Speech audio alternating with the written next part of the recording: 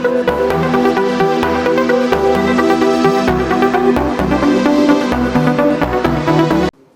স্বাধীনতার পরে জামাত ইসলামী এমন কোনো আচরণ, এমন কোনো কথা, এমন কোনো ভূমিকা একটা দিনও কেউ দেখাতে পারবেন না যে দেশের বিরুদ্ধে, স্বাধীনতার বিরুদ্ধে আমরা কোনো ভূমিকা রেখেছি।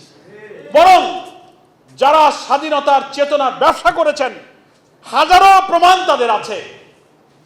এই দেশটাকে আধিপত্যবাদী শক্তির কাছে বিকিয়ে দিয়ে আমাদের সীমান্ত হত্যা, আমাদের পানি সমস্যা, আমাদের কানেক্টিভিটি, আমাদের ট্রেড ব্যালেন্স, ব্যবসা বাণিজ্য, সমস্ত কিছু এজেন্সির মধ্য দিয়ে এই দেশটাকে আরেকটি শক্তির তাবেদার বানাবার সব ষড়যন্ত্র ওই চেতনার ব্যবসায়ীরাই করেছে।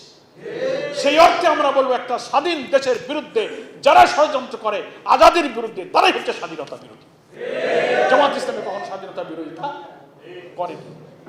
যে দেশ শুধু ভূখণ্ড আর পতাকা থাকলেই দেশকে প্রকৃত স্বাধীন হয়েছে বলে মনে করা যাবে না।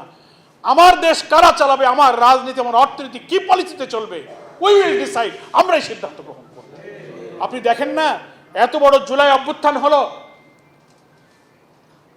প্রায় 5 কোটি মানুষ জুলাই সনদের পক্ষে ভোট দিয়ে হাকে জয়যুক্ত করলো। ক্ষমতায় যারা এসেছেন সরকারি দলের লোকেরা, সারা দেশের ভোট মিলে তারা হয়তো 3 কোটির মতো ভোট পেয়েছেন। 3 কোটি বেশি না 5 কোটি বেশি? সংখ্যাগরিষ্ঠতার জোরে পার্লামেন্টে এসে আপনি এখন আর জুলাই সনদ সব মানতে চান না।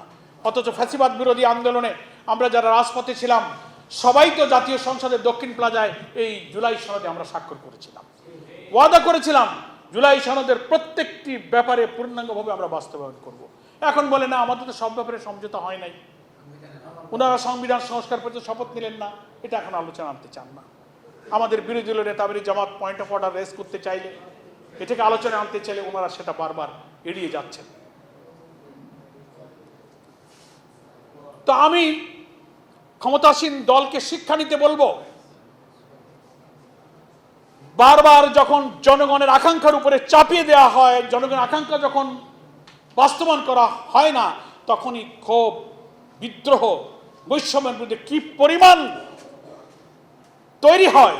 24 জুলাই বা আগস্টই হচ্ছে তার বড় প্রমাণ, নাকি বলেন? কোন সেনাবাহিনী, পুলিশ, র্যাব, বিডিআর এজেন্সি নিষ্ঠুর নির্যাতন করে জনগণের বিক্ষোভকে দমানো যায় না। 24 জুলাই তার সাক্ষী। ফলে আমি অনুরোধ জানাবো, এখনো সময় আছে, আমরা শেষ করে দিচ্ছি, আজান চলছে, আমরা নামাজ পড়বো। এখানে সেশন পার্লামেন্টে শুরু হয়েছে। আমরা অনুরোধ জানাবো, পার্লামেন্টের চলমান অধিবেশনে জুলাই সনদের ব্যাপারে আপনারা সংস্কার পরিষদের শপথ গ্রহণ করুন এবং জুলাই সনদ বাস্তবায়নের জন্য আলোচনায় আসুন। জাতিকে সংকটে ঠেলে দিয়ে আবার রাজপথের দিকে নেবেন না।